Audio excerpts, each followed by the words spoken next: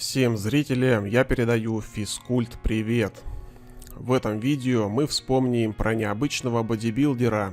Он был настолько рельефным, что у него было прозвище «Человек без кожи». Это был Андрес Мюнцер. Он так же, как и Арнольд Шварценеггер, родом из Австрии. Мюнцер с раннего детства интересовался поднятием тяжестей и большую часть своих юных лет активно занимался на тренажерах в ближайшем фитнес-клубе. Все эти труды не прошли даром. К 19 годам у него уже была набрана достаточно неплохая мышечная масса. Ему даже предложили выступить на юниорских соревнованиях. Паренек с радостью принял там участие и занял почетное второе место. Это событие очень сильно повлияло на его дальнейшую жизнь. Андрес превратился в настоящего фанатика бодибилдинга и посвящал этому делу все свое свободное время. Уже в 22 года он стал владельцем собственного тренажерного зала, потому что он хотел иметь возможность зарабатывать и в то же время полноценно тренироваться. У себя в Австрии он со временем начинает успешно выступать на различных соревнованиях и даже стал появляться на обложках спортивных изданий. Первых мест этот атлет почти никогда не завоевывал, но в тройку лучших входил на многих турнирах. После того, когда Андрес получил статус профессионала, он поставил перед собой цель превзойти самого Арнольда Шварценеггера. Для этого он решает находиться в хорошей форме в течение круглого года, без всяких передышек.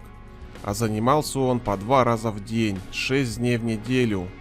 Но кроме силового тренинга, он еще делал интенсивные кардиотренировки.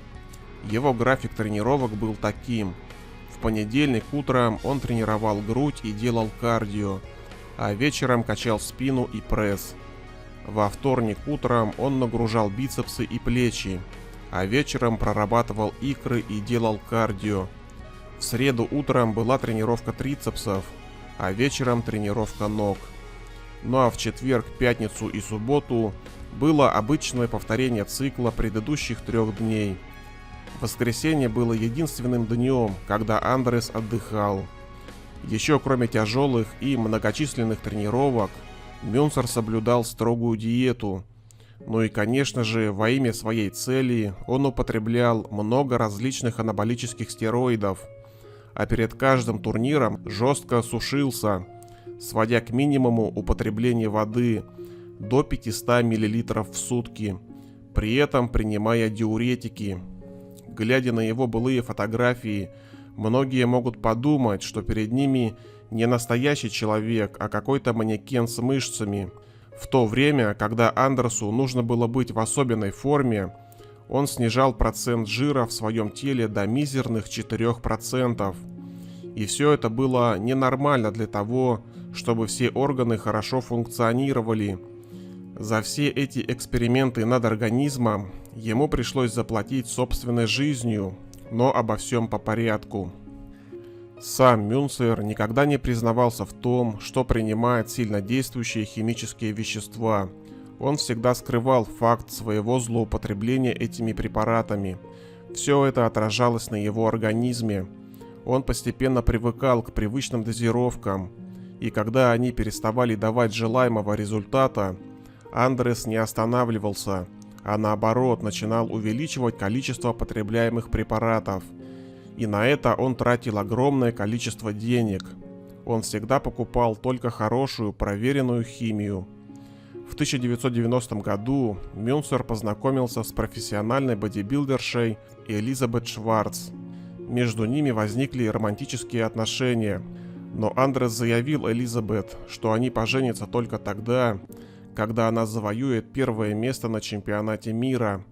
Элизабет, кстати, смогла достичь этой заветной цели, но это было уже тогда, когда самого Мюнцера не было в живых. В общем, в 1996 году Андрес со своей подругой поехали выступать на Арнольд Классик. На том турнире атлету не удалось подняться выше 6-го места. Это его очень сильно разозлило. Поэтому Андрес без всяких поблажек и передышек сразу же отправился на следующее соревнование и во что бы то ни стало победить хотя бы там. Его друзья и Элизабет, видя нездоровое поведение Андреса, стали о нем беспокоиться и подозревать неладное. Всеми правдами и неправдами они старались отговорить его от перелета на тот турнир, но он их не послушал. В самолете у Мюнцера внезапно разболелся живот. Но такое у него уже бывало, и он подумал, что ничего страшного. Но боль становилась все сильнее и сильнее.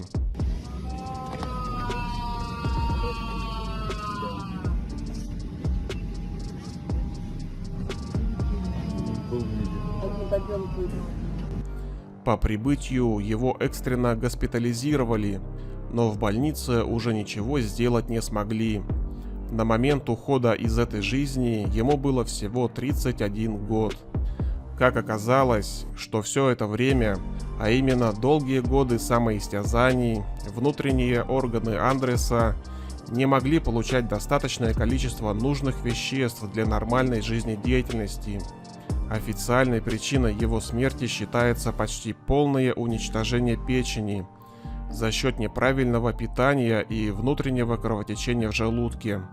Также во время вскрытия было установлено, что его организм был очень слаб и обезвожен. В истории бодибилдинга Мюнцер стал культовой персоной, ведь он ставил настоящие эксперименты над своим телом, доводя его до полного совершенства. Но, к сожалению, даже горы максимально просушенных мышц оказались не способны дать тех результатов, о которых он мечтал. На многих турнирах Андресу не удавалось войти даже в тройку. Судьи не ставили его на первые места. Свое решение они объясняли тем, что считали Андреса недостаточно пластичным на сцене. Но так или иначе, он получил свое место на рельефном Олимпе, навсегда войдя в историю этого по-своему красивого и беспощадного бодибилдинга.